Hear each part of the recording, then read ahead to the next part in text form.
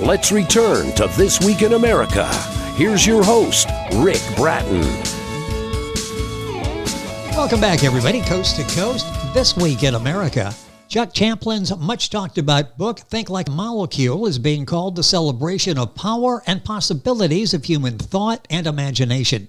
Despite their complex structures, molecules most likely do not take time to ponder the ways they fit into the big scheme of things. But when zillions of molecules combine into organized functional systems, we get everything, including you and me, and some 7 or 8 billion others.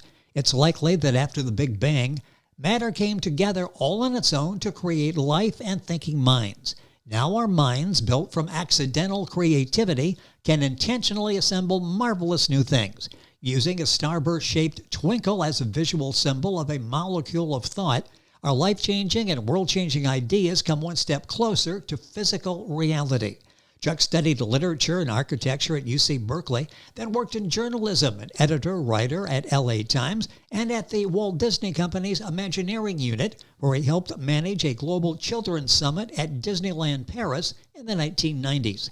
The twinkle-shaped molecule of meaning, inspired by the idea of Disney pixie dust, representing moments of inspiration, magic, and insight. The twinkle can also stand for a needed solution, such as the idea of X representing the answer looked for in the algebraic equation. Chuck Champlin, author of Think Like a Molecule, our guest on This Week in America. Chuck, welcome to the program, sir. It's great to have you with us. Thank you, Rick, very much. Great to be with you. I am looking forward to this and the fascinating background that you have, this excellent book that you've written, receiving rave reviews, as I mentioned. Talk about the motivation for writing the book, Think Like a Molecule. Why did this come about as a book for you? Well, I've always been fascinated by science. I think Carl Sagan, master of billions and billions of stars, yes, was one of my inspirations. But also, my mother was a scientist. She was a chemist. And so she did an experiment and boiled away from sugar that she'd poured into a pan. And there was the sugar on the bottom of the pan. And I thought, wow, now that's interesting. It had disappeared in the water, but it was still there. So anyway, my mother, Carl Sagan, Buckminster Fuller, Walt Disney, a lot of people inspired me to think about science. Walt Disney was actually a big fan of science and would feature it in his TV shows very often. You know, it's interesting. We wouldn't think of famous scientist as Walt Disney. And as you're mentioning that, I'm thinking back to the magical world of Disney and what we learned. And even you go to Disneyland, Disney World, you see elements of science that are entertaining all of us and had for decades. So after you got this journalism thing out of your system, you focused on the science part of it. We're talking about science. Is this book mostly for scientists? Because I'm reading reviews, scientists and non-scientists are enjoying and learning from the book.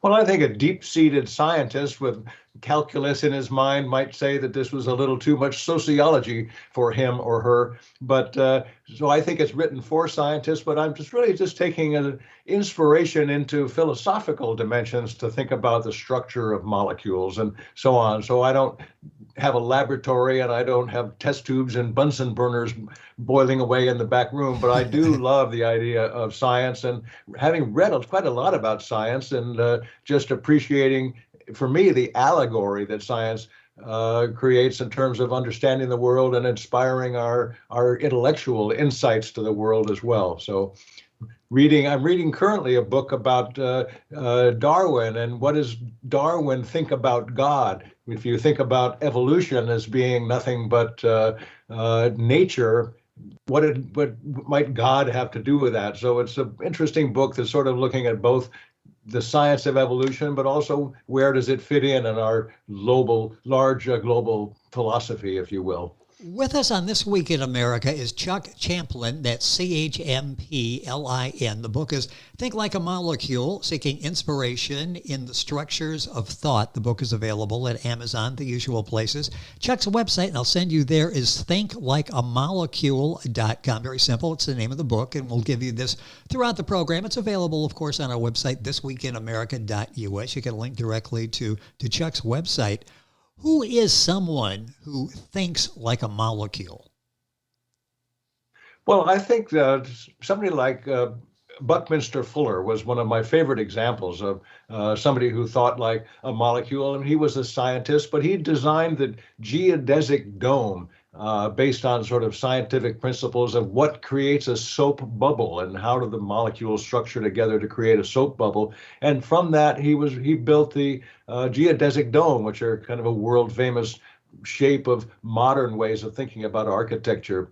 And then another man I admire a lot is Ted Sargent, who wrote a book called The Dance of Molecules. And he's talking about the ways that people are making new materials out of molecules and understanding the science behind that. So, but Buckminster Fuller is truly one of my heroes. He was just a great inventor and futurist, thinking about the ways we can make the materials of our world into a better world, which is what our minds are capable of doing, which is, again, pretty astounding to me. Well, it really is. And so many practical applications in the book as Chuck has written, Think Like a Molecule.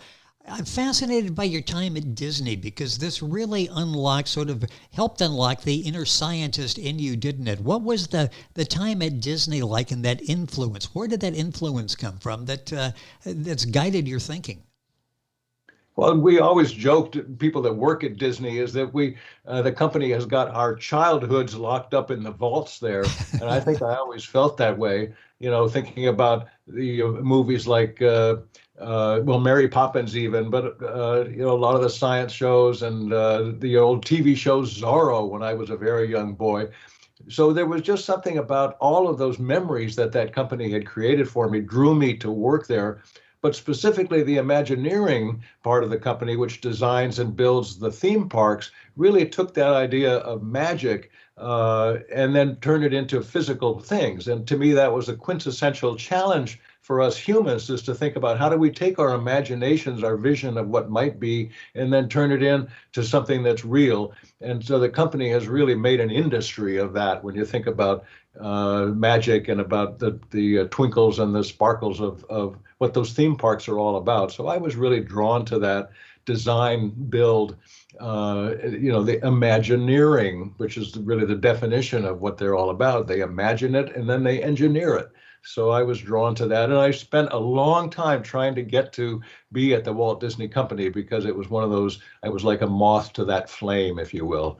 But I loved it there. And I think that everything that went on at the company, I was there when they were starting to build the Disney store. I was at Disney Consumer Products by that time. And just, again, really very excited. And now to see what Bob Iger has been doing at the company for his term there for 10 years or more, it's just incredible to see the size and scope of that company, which is probably 2 or 3 times larger even than when I was there. So, theme parks on every continent and fantastic movies, but new technologies now with robots that can walk around independently and things like that. So I just really find it very inspiring that dream it, do it, as a famous Imagineer named Marty Sklar said, you dream it and then you do it. And that's another way of saying what the Disney ethic is all about. Well, and they've been able to do that. You mentioned Iger. This will be interesting, this whole transition of power, to see where Disney goes in the future as goals maybe are realigned with all the technology, the world we're living in now. It will be fascinating, but we've lived through something special, haven't we? And I've lived it, you've worked it, you've actually lived it on a daily basis. You've been part of something very magical. It really was, and it's a hard-working place. They're very driven people that work there, but I think there's a deep spiritual commitment to the long-term vision that Walt Disney had. And it was a long time after he had died, everybody was saying, "What would Walt have done?" And they were sort of paralyzed. And the thing that happened when Bob Iger came on board, and Michael Eisner and Frank Wells were previous leaders when I was there, they were helping the company move beyond that and to say, what would we do? What would we do, taking into consideration the powers of imagination and dreaming and doing it? I think they've really built it into a fantastic new era of what Walt Disney was trying to do. And I think Walt Disney would be very proud to see what his name stands for today in this world. So I would feel extremely proud to have been a minuscule little part of that entire enterprise. And he laid the foundation for where we are today, laid the foundation for what you've done with the book, Think Like a Molecule. Why would someone think differently, or how would someone think differently after reading your book? Again, I'm reading the reviews, and the response has been fascinating. How will people change after reading the book? I think what I'm hoping people will do would be to realize that we are part of a physical universe that is magically, mysteriously, just really incredibly created these thinking minds at this point. So I think that just deserves a certain amount of respect and wonder, admiration, and excitement to think about. We don't know of any place else in the universe yet at this point that has developed thinking minds out of physical matter, and happening almost for sure all on its own. Maybe there's a God up there, we'll find out someday, but he hasn't spoken to us directly yet. So right now we're just thinking, if somebody did design the universe, rolling the dice to see what happened, I think that entity, that mind, is sitting back there saying, that's interesting to see what's happened with all those dice that have been rolled. And here now thinking minds have evolved out of that. So that's, to me, what powers me in this book, is just the admiration and the sense of awe about what a thinking mind is, arising out of physical matter, all by accident, taking something on the order of 14 billion years until that's happened. But still, if there is a master inventor up there, he, she, it is pretty amazed to see what has happened in his, her laboratory, as we would say in England. It's a very magical, mystical laboratory that the universe is running. And here we are as perhaps one of the top products that has come out of that so far. So that's the thinking like a molecule, is just being amazed what molecules have been able to accomplish all on their own. Let's take that thinking component. How does writing this book relate to what you're talking about? Well, writing, to me, my father was a writer. Charles Champlin was a film critic for the Los Angeles Times, and he wrote a number of books, including about growing up in a small town called Back There Where the Past Was. He was so inspiring to me, and of course my mother, the scientist, also was inspiring. But as a writer, my father has now created his past for me to enjoy, though he's been gone for 6 or 7 years now. I am with him every time I read something that he wrote. And so to me, writing is one of the most powerful ways to create your mind into a physical realm where somebody else can share it. And of course, we're doing that too in this physical realm. You're recording my words and we're having a fascinating conversation. But writing is such a personal way to do that. You just pick up your own pencil with your own paper, and your thoughts go down, and they are there on the paper, but they were only in your mind before. So that is a dream it, do it kind of an idea that I think is just should inspire everybody to say, to realize that you can take your life, you can preserve it onto paper, type it out. And then in my case, I've taken the extra step of getting a book published, and a couple of books. I have another book that I wrote 30 years ago that is just now being published called Wand, with the idea that a pen or a television antenna is like a magic wands in our world today. So it's about realizing your potential and making it physical in the form of a book. So I'm a missionary about that. I want everybody to realize that the possibility for them writing their own ideas is one of the great opportunities for their mind to become physical. It sounds like you're prescient as well. You wrote this book at Wand, and I'm thinking, boy, the magic wand is my remote control. This has made life. It's opened up so much of a life for me. It's made, I've got down a few steps a day. I don't walk to the TV to change the channel, but it's given me the world in my hand. So that book's now available? Wand is just coming available now. It's through the same publishing company that I'm working with called Authors Press here in California, and it will be out available fairly soon. And it was, as I say, a book I wrote 30 years ago because the founder of CNN, Ted Turner, put out an award 30 years ago for novels that would talk about how do we preserve our human species and to build the world better. It was one of 2,500 novels that were written in response to Ted Turner's award. But I'm now taking it 30 years later and say, I didn't win that prize, but I'm going to win my own prize. I'm going to publish that book. So that's going to be out this year. And I'm excited about it because it really does talk about the power we have to create things out of our imagination using a pen, or as you say, with your technology, you're doing amazing creative things here, Rick. So I appreciate that. Well, And I hope again, I it, encourage everybody to think about what's their contribution that they want to make. well, yes, and when you listen to Chuck talk, you want to find that and to nurture that because I love your enthusiasm. Our guest is Chuck Champlin, Champlin. The book is Think Like a Molecule, Seeking Inspiration in the Structures of Thought. Why do you say use the force, Luke?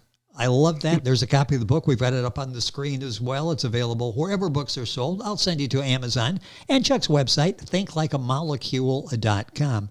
Why the saying, use the force, Luke? Well, I'm a big fan of Star Wars, and I really like George Lucas. He's one of my heroes. And my dad, as a film critic, actually wrote a book with George Lucas about the creative impulse. So I feel close to George Lucas, though I've not met him yet personally. I hope to send my book to him, actually. But use the force to me is so symbolic of having confidence in your intuition and anybody's intuition to come up with ideas. That is the force of your own mind to think of things, to imagine things, to bring something imaginary into physical reality if it deserves to be there.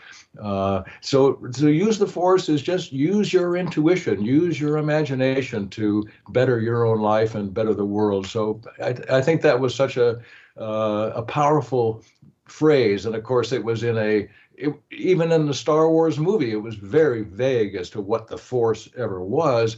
But to me, it's still symbolic of that intuitive sense that we have an idea. And I'm always amazed by, and this is sort of that origin of the twinkle idea, is that, my goodness, I just had an aha moment. I just had an insight. Yes. And that's the force at work. You know, when you say, oh, I forgot, I've got to take the trash out tonight. Your mind has helped you out, you know, with a little jostling your memory. And that's part of the force at work. You know, your intuition comes back and from your subconscious reminds you of something maybe brilliant. Maybe it's a way to save the world. And I hope somebody will offer that. You know, it's interesting because you can sort of make the force, couldn't you? Anything you want to. It's sort of individualized. However we want to perceive the force, if it motivates us, that's a good thing.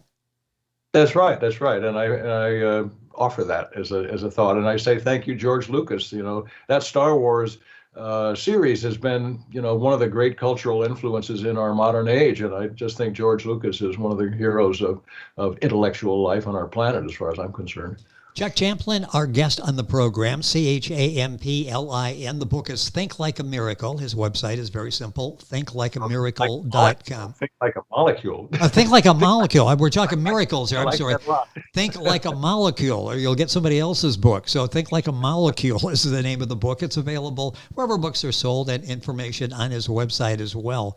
How does this all relate to our imaginations?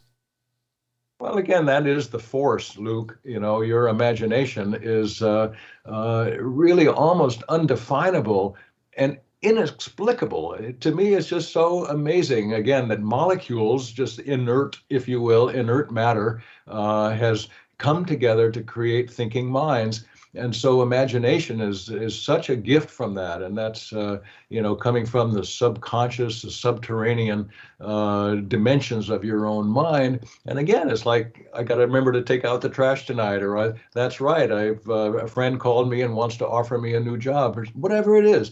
You know, your intuition, your subconscious mind is a gift.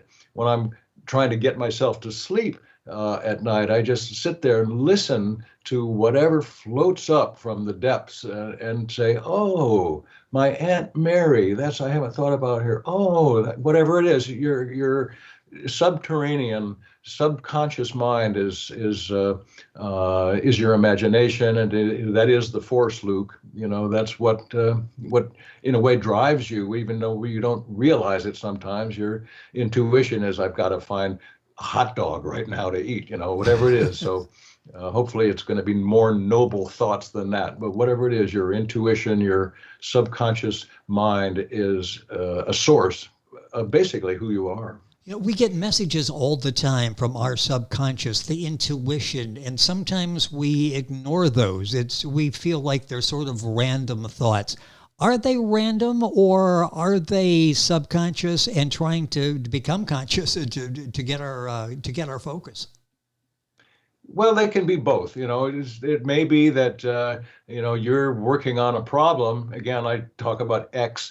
A twinkle is maybe a solution, as I say in my book, is maybe a solution of how am I going to get out of jail, So the twinkle, the X in that equation can be simply a question that you want to solve, and you maybe haven't even formulated the question yet.